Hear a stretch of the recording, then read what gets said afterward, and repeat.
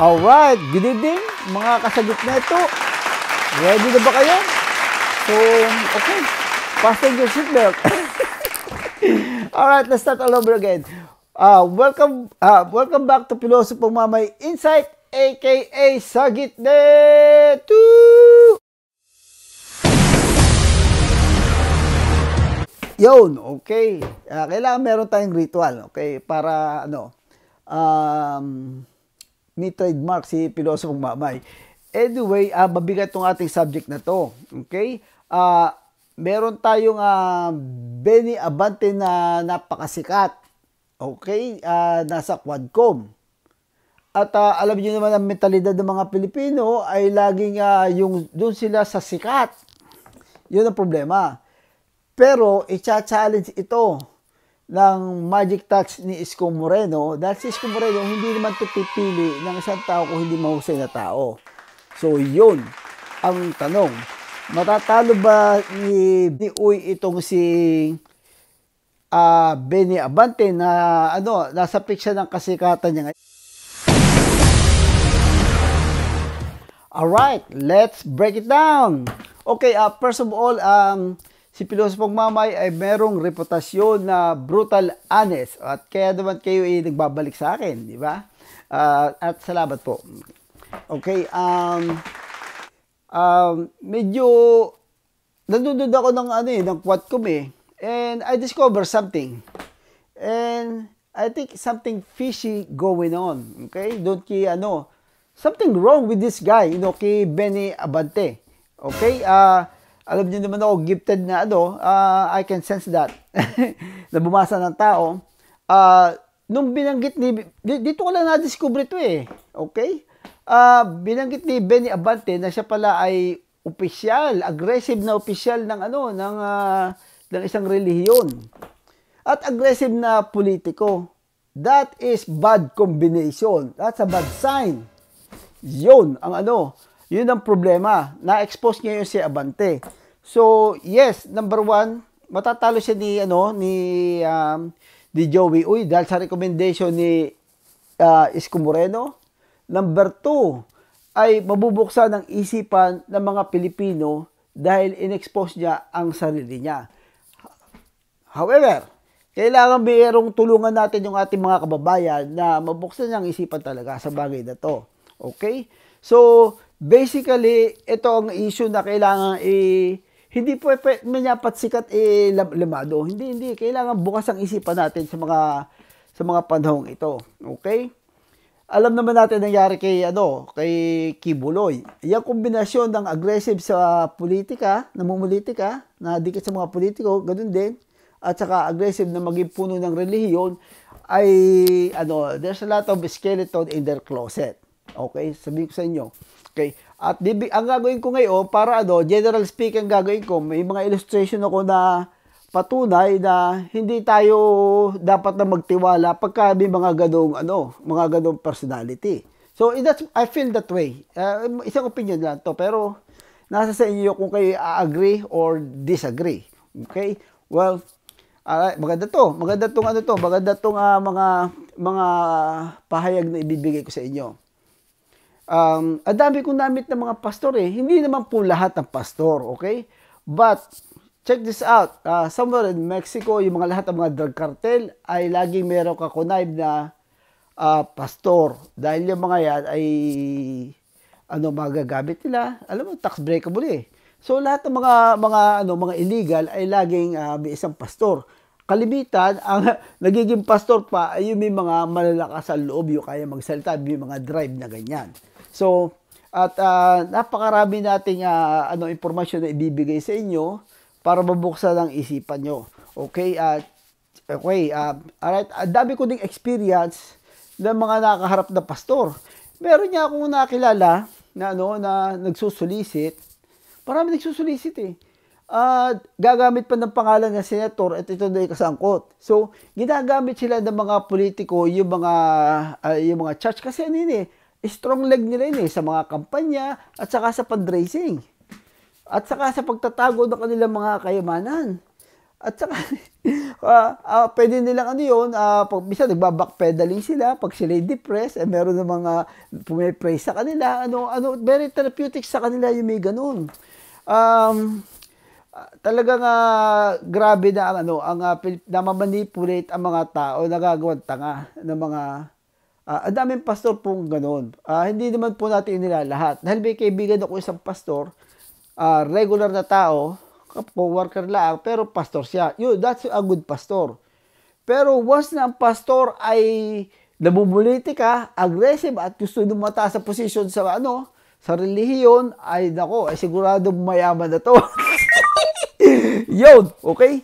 And at the end of the video, I'm sure na agree kayo sa akin, okay? Another experience isang sa isang pastor, nung medyo bata-bata pa ako, 20 years ago, meron dito mga healing organization, ay nire-recruit ako. Bata ako noon, I act like, bihikaw ako nung bata ako. In-approach ako dito, itong pastor na to, sabi sa akin, alam mo ba na ikaw ay gaganda buhay mo pag idalis mo yung hikaw mo?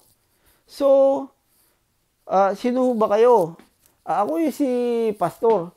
Teka muna, ano ba kayo lahat na nagkakilala, hinuhusgahan ninyo ako. Oo. Hindi ko kayo kilala na pastor, at saka hindi ko alam kung siyempre, gusto mo munang malaman ko ng reference, sino ka para, I'm sorry, I don't know kung, siguro pilyo ako ng bata kaya ganoon akong sumagot sa kanya. Anyway, siyempre, kaya naman ako na-attend ng mga ganoon dahil nagpapakain sila after visa nila, maliit lang sila, siguro mga 60, nagpapakain. So, tinatarget nila ako na recruitin. And tinanong ko siya, ano ba ang bakit ang mga tao ay nagkakasakit, namamatay? Simpleng tanong lang, hindi niya maipaliwanag. So, ako pa nagpaliwanag sa kanya na ransom si Jesus at kasi hindi sakdal yung nagkasala si Eva at si Adan, kailangan sakdal din ng pambaya, di ba? Yun basic yun di ba? Hindi niya masagot yun. And then, sabi niya, magaling itong magsalita po, pwede itong recruitin. Oo. So, sa madaling sabi, hindi naman ako basta na-convince nung dahil busy tayo dito sa Amerika, lagi tayo nagkahanap buhay Ang abot ko lang doon kumain, dahil lagi may patlak di ba? So, anyway, after a month, ay tinanong ko, asan na yung bakit wala nang wala na kayo ngayong humas? Siyempre, wala nang pagkain, di ba? Inaanap ko yung pagkain ang sabi nung ay nag-away na daw, yung nahati daw sa dalawang grupo. So, nagbiro ko, sigurado tungkol sa pera yan. Yun niya, totoo, tungkol nga sa pera. Yun. So, yun, from there, bata pa ako, nagkakaroon na ako ng mga experience sa mga pastor na yan. Ang dami ko nami-meet ng mga pastor, ang sasama ng mga background. So, from there, naging nagkaroon ako ng mga insights sa mga pastor, okay? So, I'm sorry nung binanggit ni Benny Abante na kinakausap niya doon si Duterte, di ba? Na siya daw hindi siya humingi. Pero pareho din siya ni Duterte na contradicted sa mga sinasabi niya. Nagpunta daw siya ng Malacanang, pero hindi naman daw siya humihingi ng kapalit na pumasok na ganyan. Pero ilang beses naman siya nag-attempt na pumunta sa Malacanang. What a hypocrite, di ba? Ay ngayon nga, ang sinasabi ko nga dito, ang nakakalungkot, pagka yung mga kababayan natin, pag nalamang sikat, ay okay na to, dahil sikat sikat Pero kailangan buksan natin ang isipan natin sa mga ganitong tao. Kung baka tayo mabudol-budol na naman. So, yun. Delikado pasikatin yung ganyan yung mga pinuno ng relihiyon, yung mga agresibo, maging pinuno ng relihiyon, bishop daw siya At ito sa quad ko ay talagang yung siya, siga-siga din sa sa matalas na nila dito sa sa quad ko. Pagalingan sila Bisan sila nagbabarahan din ng mga colleagues niya So anyway, at yun ang kailangan makita ng mga botante. Okay? So, anyway, isa-search natin itong internet. Kailangan makakuha tayo ng mga impormasyon dito kay Joey Uy. Okay, bakit ito nirekomenda ni Yorbe? So, kung may mga comment kayo dito, ay ipadala ninyo. Dahil itong kailangan ang mga tao ay bukas ang isipan. Hindi porke sikat na, ay doon na tayo. Talagang itong relihiyon ay ginagahasa. Kaya nga tinawag ni Jesus na mga tampalasan. Maraming gagamit ng aking pangalan, pero yung mga yan ay tampalasan. Okay? So, yun ang insight ni Pilosopong Mamay. Okay? Mag-ingat kayo sa mga tampalasan. Huwag kayong papaluko. Okay? Hindi porke na sumisikat, matapang, hindi pa ba kayo nadadala? Doon sa mga matatapang, marami napapahamak, marami napiperhisyo. Okay? Alam mo, meron mga mayabang na may pakinabang. Pero yung mayabang na perhisyo ay delikado yun. So, kung kayo mabubudol-budol at mamimislead, ay perhisyo yun. Anyway, paminsan-minsan naman, ipagbigyan niyo si Pilosopong Mamay kung ano bang mindset niya. Sa akin, okay lang kung ano mga binabato sa akin Ano bang mindset itong si Pilosopong Mamay? Bakit ba ito may mga gatong reaksyon? Okay? Kasi itong si Pilosopong Mamay, humanga to kay Isko Moreno dahil ito si Isko Moreno ay galing sa wala talaga. Oo. Parang parang golden boy talaga Si Pacquiao, ito, maraming mga golden boy na si King David. Maraming mga golden boy na talagang hahanga kung bakit sila malapit sa Diyos may kaibigan din akong ganoon. At saludo ako sa mga ganoon tao. At ko yung mga, kaya hindi ako, pagka in-inherit mo lang yung iyong kapangyarihan, parang hindi masyado, hindi masyado ko attractive Kaya kadadya dahil in-inherit mo yung pangalan ganoon.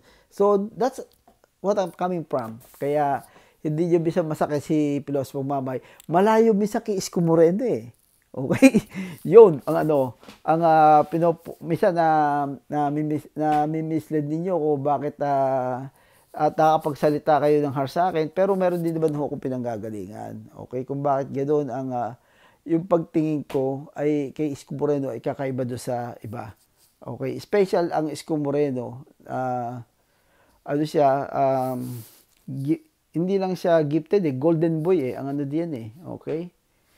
Yung galing sa wala ay talaga parang merong inihila ng anghel yun sarap hawakan ng paa doon, mapasama, di ba? Kung hinihila nga siya ng anghel. Anyway, bukas ulit, bigyan nyo ako ng yung kung anong mga subject na gusto nyo. At magbibigay tayo ng comment sa bagay na yan. Okay? So, salamat po sa mga nag-subscribe and I'll see you with my next vlog. Alright? For now, God first and peace out.